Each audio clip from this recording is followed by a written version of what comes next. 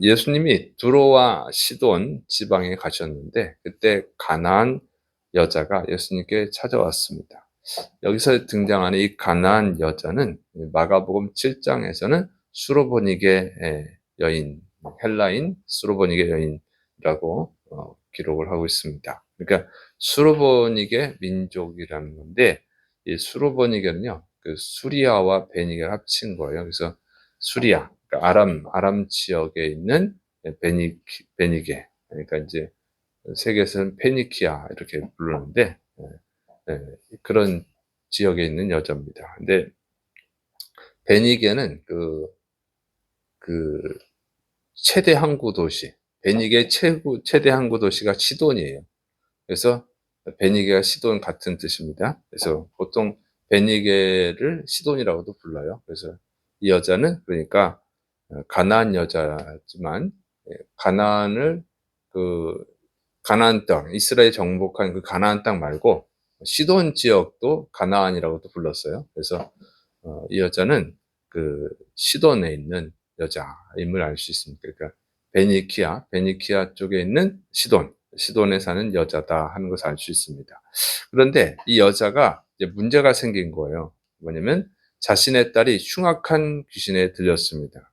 그러니까 흉악한 귀신에 들렸다고 하는 표현은 감당할 수 없다는 거죠. 감당하기 어려운 그런 상황이 된 거죠. 그래서 예수님께 자신의 딸을 고쳐달라고 부탁하러 온 거예요. 그런데 예수님이 이 여자가 고쳐달라고 하는 것을 무시해요. 그냥 지나가는 거죠. 그러니까 큰 목소리로 막 다윗의 자손이여 불쌍히 여겨 주옵소서. 다윗의 자손이여 나를 불쌍히 여겨 주소서. 막 큰 소리로 외치면서 따라옵니다. 그런데 예수님이 이런 말씀하세요. 자녀의 떡을 뺏어서 개들에게 던져주는 것은 마땅하지 않다. 너무 모독적인 말이죠. 개들이라고 표현한 거예요. 왜 이렇게 예수님이 냉정하게 또 인격 모독적인 말씀하셨느냐? 그럼 이 여자의 출신 때문에 그래요. 그러니까 이 여자가 지금 어디 사람인지를 가르쳐 주고 있죠. 이 시돈 사람이라는 거, 시돈. 그 시돈은 어디냐면 그 수리아 지역에 있는 시돈인데, 이 여자가 이 시돈이라고 하는 것은 이스라엘하고는요 굉장히 좋지 않은 관계죠. 어, 다윗 솔로몬 때는 좀 괜찮았는데 이 이스라엘의 그 북이스라엘 왕국, 이스라엘이 나눠지죠. 남유다와 북이스라엘 왕국이 나눠졌을 때 이 아하방 있죠. 이 아하방이 누구랑 결혼하냐면 시돈의 공주랑 결혼해요. 그게 이세벨이에요. 그러니까 거기 출신인 거죠. 그래서 이 이세벨이 아합하고 결혼하고 한 일이 뭐냐면 이스라엘을 우상 숭배에 빠뜨리죠. 그래서 바알 아세라 우상 숭배에 빠뜨리고 그 다음에 선지자들을 죽여요. 정말 하나님의 종들을 다 죽이죠. 그래서 엘리야가 갈멜산에서 대결해서 이긴 다음에 이세벨이 죽인다고 그래가지고 도망갔었잖아요. 그 여자의 고향이에요. 이 시돈 그쪽 출신이거든요. 그러니까 결국은 이제 우상 숭배하다가 이제 북이스라엘 망하잖아요. 이스라엘을 망하게 하는데 아주 큰 해악을 끼친 게 시돈 사람이죠. 그래서 이제 망하고 나니까 이제 이스라엘 사람들은 여기를 좋아하지 않죠. 그리고 이스라엘 괴롭히기도 하고 그래서 개들이라고 표현한 거예요. 개들. 이방인들을 이스라엘은 원래 개들이라고 하지만 더더욱 개들인 거죠. 그래서 예수님이 그런 표현을 한 거예요. 그래서 이스라엘을 망하게 한 개 같은 민족의 여자에게 은혜를 베풀지 않겠다. 이 표면상은 그런 뜻입니다. 그러니까 예수님이 너무 이렇게 냉정하게 잔인하게 한 말이에요. 근데 이 말을 듣고 이 여자의 반응이 정말 놀랐습니다. 주여 올소이다마는 개들도 제 주인의 상에서 떨어지는 부스러기를 먹나이다. 이 말을 듣고 예수님이 고쳐주셨어요. 여자여 내 믿음이 크도다. 내 소원대로 되리라. 그리고 그 딸을 고쳐주셨습니다. 아주 냉정하게 개들에게 떡을 주겠냐? 개들한테 빵을 줄 수 있느냐? 이렇게 냉정하게 절대로 은혜를 베풀지 않을 것처럼 말씀하셨는데 갑자기 내 소원대로 되리라. 이렇게 말씀하시는 거예요. 내 믿음이 정말 크구나. 갑자기 태도를 바꿔서 여자를 칭찬하고 고쳐주셨다는 거죠. 자, 예수님이 왜 갑자기 이렇게 칭찬을 하고 고쳐주셨을까? 자, 믿음이 크도다 그랬잖아요. 이 믿음을 보고 그러시는 믿음. 이 여자는요, 예수님이 시돈 사람이니까 아주 해악을 끼친 악한 민족의 그 여자니까 개라고 표현을 한 거예요. 그런데 이 여자가 그걸 그대로 옳습니다. 맞습니다. 이렇게 받아들이는 거예요. 받아들이면서 제 주인의 개들도 제 주인의 상에서 떨어지는 부스러기를 먹습니다. 이 말이 뭐냐면은 저를 개로 취급해도 괜찮습니다. 그런 뜻이에요. 그런데 주님이라고 그래요, 주님. 자신은 예수님을 주님으로, 주인님으로 섬기겠다고 하는 거예요. 응? 그러니까 이 여자는 개가 되는 것도 좋다. 예수님의 개가 되는 것 좋습니다. 그러니까 저를 받아주시고 주인의 집에서 주는 개한테 개도 주인의 집에서 얻어먹잖아요. 부스러기를. 응? 저를 저를 개 취급하는 거 좋으니까 저는 주님을 나의 주님으로 모시겠으니까 이 주인의 개에게 은혜를 베풀어 주십시오. 그런 뜻이에요. 응? 주인의 개도 어쨌든 은혜를 받으니까 응? 은혜를 베풀어 달라 그 얘기죠. 그러니까 이 여자가 굉장히 겸손하게 말합니다. 겸손하게. 그리고 개를 취급해도 좋으니까 나는 주님의 개가 되겠습니다. 그런 뜻이에요. 나는 다른 사람의 개가 아니라 주님의 개가 되면 좋습니다. 그런 얘기죠. 이런 얘기를 어떻게 할 수 있을까? 이거는요, 이 여자가 예수님의 존재를 알았기 때문에 할 수 있는 거예요. 예수님의 존재를 모르면 할 수가 없는 것이죠. 여러분, 이 예수님이 하나님이에요. 우리가 하나님의 개가 되면 어떻게 될까요? 개라고 하는 것 자체는 나쁜 것 같지만 하나님의 개가 되면요, 그건 축복인 거죠. 누구의 개가 되느냐? 여러분, 우리 인간이라는 존재가 하나님 앞에서 어떤 존재입니까? 우리는 대단히 세상에서 가장 뛰어난 존재, 만물의 영자, 뭐 이런 얘기를 하지만 성경으로 볼 때 인간은 뭐죠? 인간은 죄인이에요. 죄인은 어떤 존재입니까? 욥기에서 이렇게 말해요. 25장 6절. 구더기 같은 사람, 벌레 같은 인생이래요. 인생이 뭐냐? 구더기 같다. 어? 구더기 같다는 거예요. 인간이란 존재가. 자, 마가복음 9장 48절 거기에서는 구더기도 죽지 않고 불도 꺼지지 아니하느냐. 이제 지옥의 죄인들은 어디에 떨어지냐면 지옥에 떨어져요. 근데 지옥에 떨어지는데 그 지옥은 구더기도 죽지 않는다. 영원히 꺼지지 않는 불 속에 소금으로 튀겨지는 것 같다. 이렇게 표현을 해요. 그게 죄인이라는 존재예요. 죄인에게는 아무 쓰잘데기가 없어요. 지옥에서 영원히 고통당해야 되는 것이 죄인에게 주어진 그 운명이에요. 그 우리는 죄인이잖아요. 하나님 앞에 아무 쓸데기 없는 거예요. 개는 오히려 낫죠. 개는 구더기보다 낫잖아요.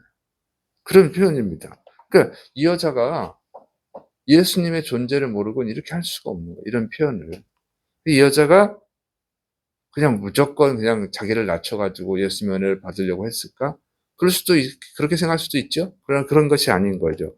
22절에 보면 주 다윗의 자손이여 나를 불쌍히 여기소서. 다윗의 자손, 주님 다윗의 자손이여 이렇게 표현한 거거든요. 다윗의 자손이라는 것은 메시아라는 뜻이에요. 그러니까 이 여자는 메시아인 걸 확실히 알았다는 거예요. 나는 메시아의 구원자의 하나님의 아들의 개가 되면 그것도 난 감사하다. 이런 표현인 거죠. 정말 하나님을 알아야만 할 수 있는, 예수님을 알아야만 할 수 있는 이런 자세를 보여준 거예요. 여러분, 이것이 믿음이라고 하는 것입니다. 그 믿음을 보고 예수님이 감탄하신 거예요, 감탄. 우리가 주님 앞에 어떤 존재입니까? 우리는 우리 자신을 너무 망각할 때가 있어요. 우리가 뭐 대단한 줄 알아. 그래서 좀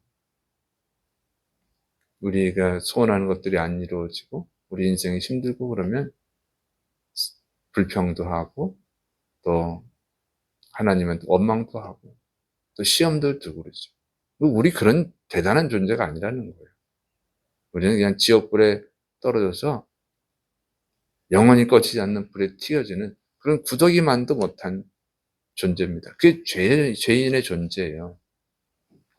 세상에서 아무리 높은 뭐 대통령이 됐든 왕이 됐든 아무리 큰 부자가 됐든 아무리 유명한 인기 연예인이 됐든 죄인은 그냥 지옥불에 떨어지는 구더기만도 못한 존재가 죄인이란 존재라는 거죠. 그걸 알아야 돼요.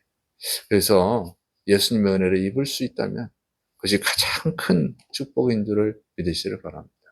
이 여자의 예수님을 확실히 믿고 얘기하는 거예요. 두 번째로는요, 이 여자가 그 예수님이 자신의 주인일 뿐만 아니라 사랑의 주인인 걸 아는 거죠. 이 자녀가 속을 썩이고 사고를 치면 부모들이 어떻게 합니까? 그 자녀를 바로잡기 위해서 타이르기도 하고 혼내기도 하고 뭐 이런 노력들을 하죠. 그런데 그래도 여러 가지 노력을 함에도 불구하고 말을 안 듣고 오히려 더 사고를 치고 탈선하면 어떻게 돼요? 한계 상황이 있죠. 그러면 어떡합니까? 이제 막 욕을 하죠. "내가 죽어버려라. 너를 같은 놈을 왜 내가 낳았을까? 어? 후회가 된다." 막 그런 속상하니까 그런 얘기들을 하죠. 그리고 "내 인생 네가 알아서 살아라." 이렇게 표현하겠죠, 마지막에는. 포기하는 거예요, 부모가. 자기가 감당할 수 없을 정도로 괴롭히고 그러면 포기하고 싶은 거지. 자, 그런데 어 이 딸은 어떤 상황이죠? 흉악한 귀신에 들렸다는 거예요, 흉악한 귀신. 흉악한 귀신에 들린 딸을 보면 어떻게 하겠어요? 포기하고 싶지 않을까요? 감당할 수가 없어. 요즘 이 마약이 학생들한테도 퍼진대잖아요. 마약에 중독된 자녀를 두면 어떻게 하겠어요? 정말 포기하고 싶지 않겠어요. 실제로 포기하는 사람들도 많습니다. 그 탈선한 청소년들 보면 부모의 집에서 나와서 자기들끼리 살고 나쁜 짓들 하고 또 나쁜 일에 이용도 당하고 이렇게 살아요. 부모가 포기해서 갈 데가 없어요. 정말 힘들게 사는데 그렇게 포기하기까지는 또 부모가 얼마나 고통스러웠겠어요. 부모 마음이 괴로우니까 차라리 안 보는 게 낫지 뭐 이런 여러 가지 복잡한 것 때문에 그러겠죠. 그런데 이 귀신 들렸다는 거예요, 귀신. 마약에 중독된 자녀를 돌보는 게 힘들까? 귀신 들린 흉악한 귀신 들린 음 자녀를 돌보는 게 힘들까요? 정말 귀신 들리고 그러면 미칠 거예요. 예전에 군대 귀신 들린 아이를 둔 청년을 둔 이제 부모님이 이제 부탁을 와서 그 청년을 상담하고 기도해 주고 귀신을 내쫓는 그런 일을 했는데 그냥 눈물만 흘리죠. 어머니가 할 수가 없는 거야, 엄마가. 귀신이 발작을 하면 그걸 감당할 수가 없거든요. 힘이 진짜 괴력이에요, 괴력. 응? 청년 4-5 명이 달라붙어도 그냥 다 떨쳐버리니까. 내동댕이 쳐버리니까. 그런 일이 있었는데 그냥 눈물만 흘리는 거예요. 근데 정상일 때가 있어요. 귀신이 나가면 그렇게 또 착해. 예. 어 그런 경우가 있거든요. 어쨌든 이 돌보기가 너무 힘들어.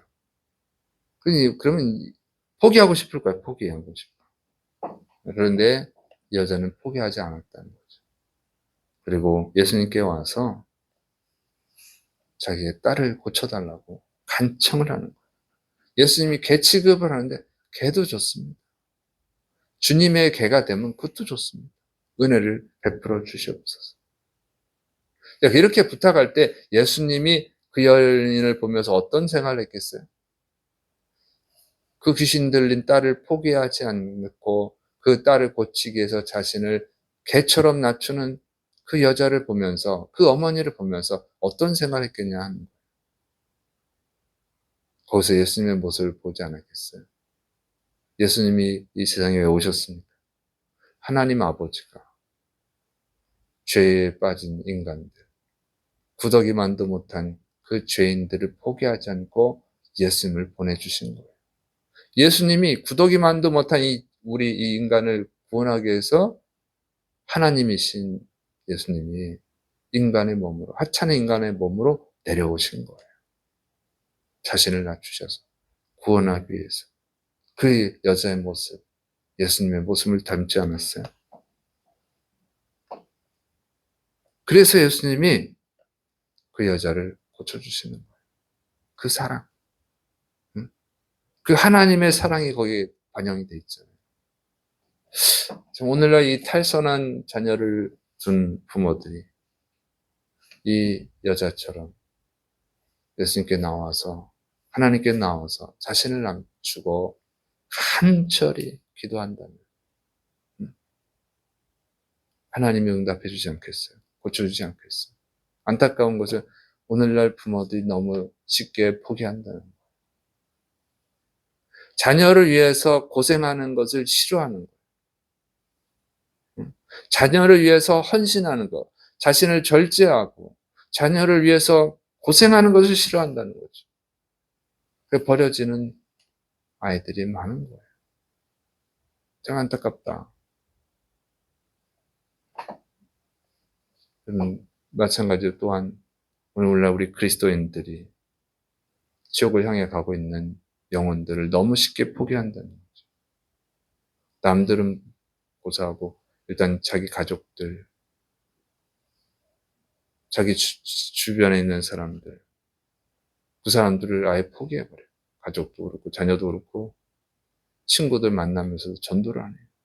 그냥 포기해버린 거예요. 사이좋게 지내고 지금 재밌게 지내는 거 좋아. 전도는 안 해요. 너무 이기적이지 않겠냐 하는 거죠. 너무 이기적이다. 주님이 이 여자를 보고 내 믿음이 크도다 그러는 거예요. 너무 포기를 잘하는 사람들이 많아요. 가족인데도 친하게 지내는데도 아예 전도할 생각을 안 해요. 전도하면 싫어하니까. 난리를 치니까. 그렇게 쉽게 포기하는 그런 사람들에 비해서 이 여자는 정말 자신을 개처럼 낮추면서도 포기하지 않는 이 여자, 주님이 당연히 감동을 받으시고 고쳐주시는 줄을 믿으시를 축원합니다. 그래서 여러분이 여러분의 자녀를, 여러분의 친구들을 포기하면 안 돼요. 또 우리 그리스도인들이, 대한민국의 그리스도인들이 이 대한민국을 포기하면 안 돼요. 우리 한국 사람들을 위해서 열심히 기도하고 무릎을 꿇고 낮추고 그 영혼들을 구원하기 위해서 하나님께 기도하고 전도해야 될 줄을 믿으시를 축원합니다. 기도하겠습니다. 사랑이 많으신 하나님 아버지, 힘들고 어려울 때, 포기하고 싶을 때 예수님이 우리를 포기하지 않고 구원하기 위해서 인간의 몸으로 겸손하게 오신 것을 기억하게 해주시고, 또 십자가에서 우리를 구원하기 위해서 죽으신 그 은혜를 깊이 생각하고 우리가 열심히 영혼 구원을 위해서 전도하게 도와 주옵소서, 기도하게 도와 주옵소서. 주님께서 구원하실 줄로 믿습니다. 예수님의 이름으로 감사하며 기도드립니다. 아멘.